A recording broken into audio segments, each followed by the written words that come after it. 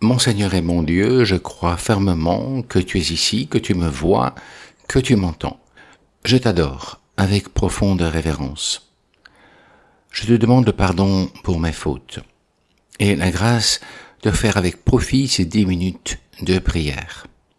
Avec toi, Seigneur. Marie, ma Mère Immaculée, Saint Joseph est mon ange gardien, intercédez pour moi. Eh bien, c'est une bonne occasion aujourd'hui pour souhaiter bonne fête aux archanges. En fait, nous avons probablement très peu d'interactions directes avec les anges, alors que eux, bien entendu, en ont plus avec nous. Mais il y a des fêtes ainsi, comme la fête des Saints Anges Gardiens dans quelques jours, mais aussi la fête d'aujourd'hui qui est la solennité de 3 archanges. En fait, dans la Bible, on dit qu'il y a même 7 archanges qui sont devant le trône de Dieu, et parmi lesquels se trouvent 3 dont on nous indique le nom dans la Bible. Michel, Gabriel et Raphaël. Et ces 3 anges terminent leur nom par « elle » qui signifie Dieu. Ils sont proches de Dieu. En fait, on dit que ces 7 archanges sont tout le temps devant la face de Dieu pour le louer, pour justement lui obéir lorsque il les envoie en mission pour transmettre un message aux hommes, par exemple. Les archanges sont envoyés, comme tous les anges, mais pour des missions beaucoup plus importantes, pour gérer certaines affaires qui sont d'une importance capitale pour le salut de l'être humain. Et tous les anges au départ étaient bons, mais certains sont devenus mauvais et ont suivi leur chef qu'on appelle Satan. Satan qui signifie l'ennemi de Dieu, l'ennemi du bien. Michel est justement celui qui a chassé ces anges qui sont venus ici sur terre pour essayer de faire en sorte que l'homme aussi les suive dans leur rébellion contre Dieu. Et il y a aussi cet archange Gabriel, qui est celui qui a annoncé le salut, et spécialement est venu trouver la Vierge Marie pour lui demander de la part de Dieu si elle acceptait d'être la mère du Messie et la mère du Fils de Dieu, du Dieu de Fils. Et nous avons aussi Raphaël qui est celui qui a accompagné Tobie dans son périple pour retrouver ce qui lui était dû, et aussi parce que son père, qui était devenu aveugle, avait prié énormément pour lui. Et c'est finalement l'archange Raphaël, qui signifie d'ailleurs guérison de Dieu, qui l'a accompagné. Et il guérit son père. Alors on fête ces 3 archanges aujourd'hui. Dans le fond, ils sont tout le temps en compagnie de Dieu.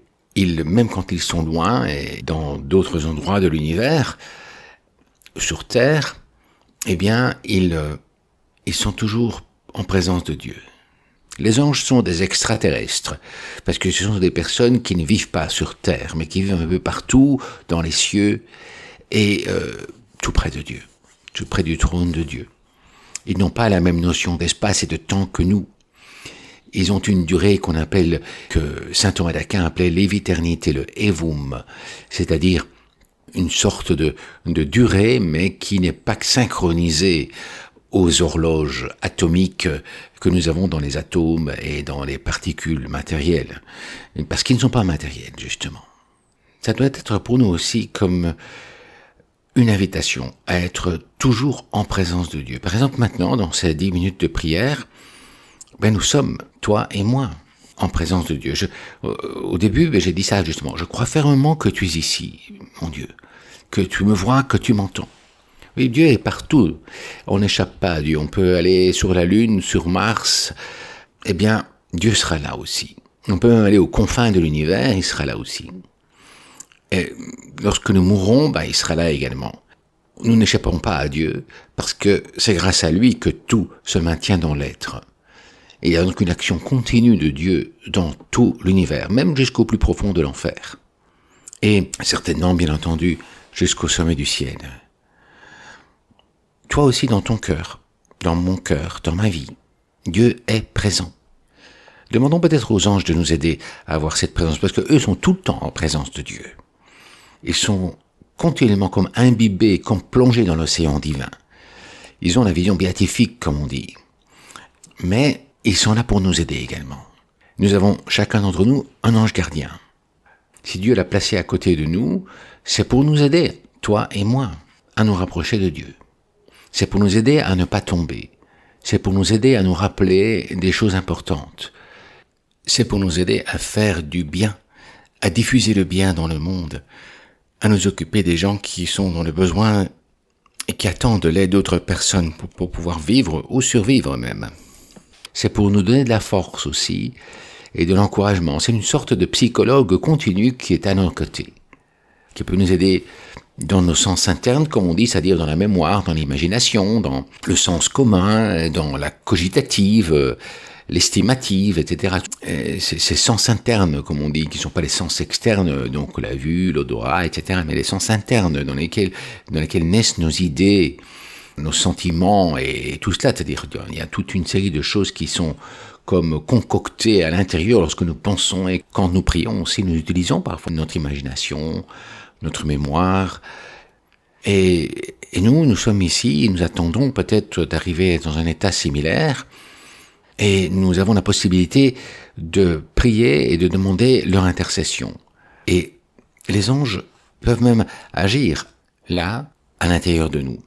Les mauvais anges aussi d'ailleurs, ils peuvent nous aider à avoir des mauvaises idées, à avoir des mauvaises pensées, des mauvaises images, etc. C'est-à-dire, oui, mais les bons anges peuvent nous aider dans un autre sens, dans un sens positif. C'est pour ça que c'est bon de leur demander cette aide. Les anges existent, on le sait uniquement par révélation, on ne parvient pas à l'éprouver s'ils ne sont pas matériels comme nous.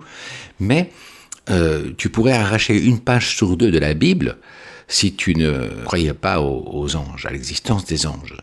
Le Christ, on a l'archange Gabriel, j'ai cité ça lorsque la Vierge a reçu l'invitation du Seigneur, mais il y a aussi les anges qui accompagnent le Seigneur à plusieurs occasions. Par exemple, lorsqu'il a terminé son jeûne dans le désert, eh bien, il y a des anges qui s'approchent de lui. Depuis, il y a aussi de mauvais anges, Satan qui vient tenter le Seigneur Jésus. Jésus, au Gethsémani, quand il prie, eh bien, il est consolé par des anges qui viennent. Le Christ parle beaucoup des anges aussi, en disant que si mon Père le veut, il enverrait tout de suite une légion d'anges pour m'aider. Mais il faut que sa volonté aussi se fasse, et donc il ne demande pas finalement de lui épargner cette croix, cette passion, cette mort, mais bien au contraire de l'aider à savoir supporter cela. Et c'est justement ce que font des anges pour le réconforter. Et dans l'évangile d'aujourd'hui, il dit justement cela à Nathanaël. En vérité, vous verrez désormais le ciel ouvert et les anges de Dieu monter et descendre sur le Fils de l'homme. Donc, si le Christ a tellement parlé de ces anges, et que les premiers chrétiens aussi vivaient ainsi, en parlant beaucoup avec eux, à nous aussi, nous pouvons le faire. Et certainement, c'est une aide qu'il ne faut pas négliger, qui nous donne la capacité de combattre les forces du mal, et le mal dans le monde. Et dans le fond, nous sommes collaborateurs des anges et des hommes. Marie est appelée la reine des anges, et donc aussi des archanges. Maintenant qu'elle est là avec eux aussi, demandons à Marie qu'elle intercède auprès de Dieu pour nous aider à combattre dans cette guerre entre les puissances du bien et les puissances du mal, et dans lesquelles nous sommes impliqués, toi et moi, avec les anges. Dans un texte expliquant l'histoire de cette fête d'aujourd'hui, on lit la chose suivante. Vous demandez que Saint Michel vous protège et vous voulez gagner avec lui le combat contre les puissances du mal. Alors battez-vous avec ces armes, en étant à la face du monde de ceux qui proclament que nul n'est comme Dieu, ce que signifie le mot Michel. Sachez-le bien, vous ne vous battez pas, quoi qu'il puisse vous en paraître, contre des hommes. Ce sont finalement les démons. Vous ne serez pas vainqueur par des discours, des suffrages électoraux, des finesses diplomatiques, par des armes du monde, mais par la pénitence, par la prière, par le sacrifice, par l'obéissance à Dieu. Je te remercie, mon Dieu, des bonnes résolutions, des actes d'amour et des inspirations que tu m'as données pendant cette méditation, je te demande de m'aider à les mettre en pratique. Ma Mère Immaculée, Saint Joseph est mon ange gardien, intercédez pour moi.